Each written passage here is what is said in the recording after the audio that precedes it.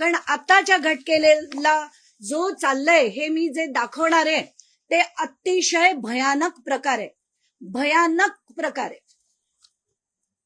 आपल्याला काय सांगितलं गेलं की एक सरकारी जमीन 40 एकर आहे, त्याच्यात LOI घेऊन अमेडिया कंपनीने एक व्यवहार रजिस्टर केला 500 रुपयाच्या स्टॅम्प ड्युटी भरून. तो असं सांगितलं गेलं की हा 500 रुपयाचा व्यवहार LOI मुळे त्यांना दिला गेला. म्हणून मी ऍप्लिकेशन टाकून ईमेल लिहिलं, RTI लिहिले आणि जो डेटा काढलाय महाराष्ट्राला खरं तर हदरवून टाकणार आहे की फ्रॉड वर फ्रॉड वर फ्रॉड हे अमेडिया कंपनीने कसं केलं याचा खुलासा मी आता काही मिनिटात करणार आहे.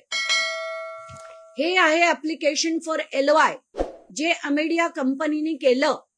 ते आता मी तुम्हाला त्याचे डिटेल सुद्धा माझ्या ब्रॉडकास्ट जो ग्रुप आहे मीडियाचा त्याच्यावर टाकणार आहे. याच्यात अमेडिया कंपनी काय म्हणते LOI मागताना की आम्हाला एक डेटा सेंटर सुरू करायचंय, डेटा सेंटर सुरू करायचंय, जमीन विकत घ्यायची नाही. म्हणजे जमीन विकत घेऊन आम्ही करतोय, स्टॅम्प ड्युटीचा आम्हाला वेव्हर द्या ही मागणीच मुळात नाहीये. मागणी अशी आहे की आम्हाला एक डेटा सेंटर करायचंय, त्यासाठी आम्हाला लागणारा LOI द्या. आणि त्याच्यात कुठली कुठली डॉक्युमेंट्स त्यांनी जोडली आहेत. पहिलं कंपनीचं इनकॉर्पोरेशन सर्टिफिकेट, दुसरं property card, registered lease deed. आता हे मी मुद्दाम वाचून दाखवतेय, लीज डीड त्यांनी सबमिट केलंय. ऍक्टिव्हिटी रिलेटेड सर्टिफिकेशन, ऍफिडेव्हिट, अमुक तमुक तमुक आणि कॉपी ऑफ MOA. आता जर याच्या मी तुम्हाला जी कॉपी दिली आहे त्याच्या तुम्ही पान नंबर 5 वर जा. त्या पान नंबर 5 वर एक ऍफिडेव्हिट आहे. ऍफिडेव्हिट ऑन ओथ म्हणजे मी शपथ घेऊन सांगतो की आम्ही हे डेटा सेंटर सुरू करतोय. या डेटा सेंटर मध्ये आम्ही डेटा मायनिंग करणार आहे. त्याच्यात आमची जी इन्व्हॉल्वमेंट आहे ते मी पूर्ण तुम्हाला वाचून मुद्दाम दाखवते. To provide IT services, to implement cyber security measures, to offer redundant infrastructure Tier 3 और Tier 4 फॅसिलिटीज, लँडला डॅश, बिल्डिंगला डॅश. आणि एकूण आमची इन्व्हेस्टमेंट ही 98 लाखाची होणार आहे. फक्त 98 लाखाची इन्व्हेस्टमेंट आम्ही करणार आहे आणि त्याच्यात आम्ही डेटा सेंटर उभारणार आहे. त्याच्यासाठी LOI द्या अशी मागणी अमेडिया तर्फे केली गेली आहे. म्हणजे LOI मागून स्टॅम्प ड्युटी वेव्हर घेऊन ती जमीन घेतली गेली आहे. हे म्हणणं साफ खोटच नाही, हा एक आणि मोठा फ्रॉड आहे. आणि मोठा म्हणजे हा खरं प्रत्येक गोष्टीत त्यांनी फ्रॉड फ्रॉड फ्रॉड केलाय, दुसरं तिसरं काही नाही. एवढंच नाही, यांनी पान नंबर 7 वर टर्म शीट लावलीये. एक टर्म शीट. हे कोणी दिली आहे टर्म शीट? शीतल तेजवानी आणि अमेडिया LLP मध्ये झालेलं टर्म शीट आहे की ही जमीन जी आहे ती शीतल तेजवानीच्या नावावर 40 एकर जमीन आहे आणि ती त्यांनी आम्हाला लीजवर 5 वर्षासाठी दिली आहे आणि इथे आम्ही डाटा सेंटर उघडणार आहे असं म्हणून LOI घेतलं. LOI हे दाखवून स्टॅम्प ड्युटी जी प्रचंड प्रमाणात लागणार होती ती 500 रुपयात केली गेली, ते LOI दाखवून. तर हे LOI कशासाठी होतं? याच्यापेक्षा मोठे फ्रॉड्स होऊ शकतात का? एकानंतर एक एकानंतर एक एकानंतर एक यांचे सगळी झूट हे सगळं बाहेर येतंय. पहिलं त्यांनी जे म्हटलं ते खोटं. त्यांनी जे रजिस्ट्रेशनचे जे अधिकार पार्थ पवार यांनी दिग्विजयांना दिले की रेझोल्युशन पास केलं की तुम्ही LOI ची मागणी करा. हे ते LOI चे डॉक्युमेंट सरळ सरळ दाखवतायत की जमिनीच्या स्टॅम्प ड्युटीसाठी हे वेव्हर मागितलंच गेलं नव्हतं. हे जमिनीसाठी व्यवहारच नव्हता. हा फक्त डेटा सेंटर उभा करतोय. त्याच्यासाठी आम्ही 98 लाखाची मशिनरी तिथे घालतोय आणि याला IT सेंटरचं तुम्ही LOI देण्यात यावं अशी ती मागणी होती. आणि हे सगळं जे त्याच्या पुढे घडलं, 24 तारखेला त्यांना ते LOI दिलं गेलं. त्याच्या पुढे त्यांनी ते 500 रुपये म्हणून रजिस्टर केलं. इतकंच नाही, जे मी म्हटलं की त्याच्यात सगळ्यात महत्वाचा मुद्दा, त्यांनी ताबा घेण्याचा व्यवहार केला.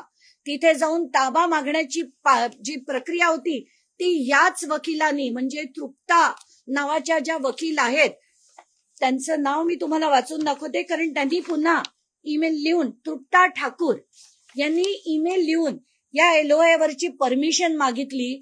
तर हे सगळं जे आहे प्रचंड मोठं फ्रॉड आहे.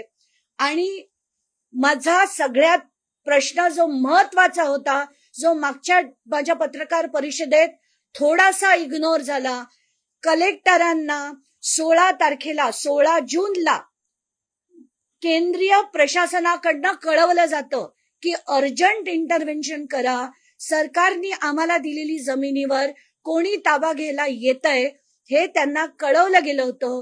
जून महिन्यापासून कलेक्टर जे आपल्या जमिनीचे कस्टोडियन आहेत, सरकारच्या जमिनीचे कस्टोडियन आहेत, ते काहीही कारवाई करत नाहीत.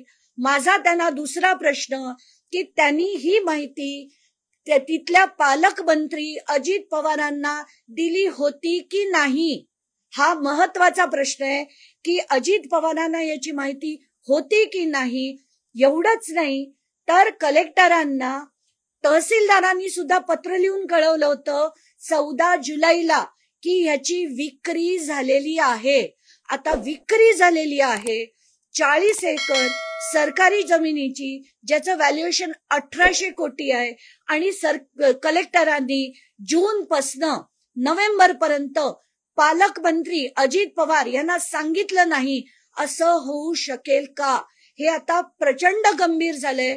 फडणवीसांना माझी विनंती आहे, 24 तासाच्या आत तुम्ही त्यांचा राजीनामा उपमुख्यमंत्री आणि पालकमंत्री म्हणून घ्या.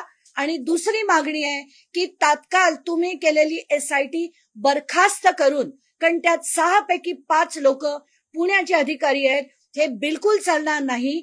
याच्यात सिरियस SIT करणं गरजेचं आहे. पहिली म्हणजे ही SIT खरगे असले ठीक आहेत, त्यांच्या बरोबर एक रिटायर्ड जज, एक IPS अधिकारी आणि एक रेव्हेन्यू मधले तज्ञ, अशांची ती SIT झाली पाहिजे.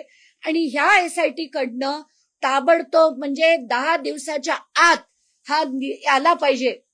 आणि हे जी पुन्हा पुन्हा वाढवून त्यांना जे फॅसिलिटी दिली जाते स्टॅम्प ड्युटी भरण्याची, जर तुम्ही आम्ही असतो, जनतेने हे जाणून घेणं गरजेचं आहे की तुम्ही किंवा आपण जर सगळ्यांनी अशी 300 कोटीची जमीन सरकारची फ्रॉड घेतली आणि त्याच्यात आम्हाला स्टॅम्प ड्युटी भरायला मुभा द्या, वेळ द्या, तर ती मुदतवाढ आपल्याला कधी दिली जाईल का, हा पहिला प्रश्न. आणि आता ना पक्ष कार्यकर्ते हे सगळं तुम्ही बाजूला ठेवून आता महाराष्ट्राला पुन्हा वळणावर आणणं गरजेचं आहे. आणि त्यासाठी सगळ्या पक्षांच्या सगळ्या लोकांना विनंती आहे की तुम्ही आता पहिलं महाराष्ट्राची जी संस्कृती होती त्याला पुन्हा नीट करा. महाराष्ट्राचे जे राजकारण होतं त्यांना पुन्हा नीट करा. आणि हे सगळे पक्ष, भाऊ भाई, अमुक तमुक ताई, सगळ्यांना बाजूला ठेवून आता पहिलं महाराष्ट्राला वळणीवर आणा, याची अशी मी तुम्हाला विनंती करते. आणि त्यासाठी जर आता 24 तासात त्यांचा राजीनामा झाला नाही तर मी उद्या अमित शहाची भेट घेणार आहे. कारण अजित पवार सुद्धा अमित शहा यांना भेटायला गेले होते आणि त्यांची बाजू त्यांनी सांगितली.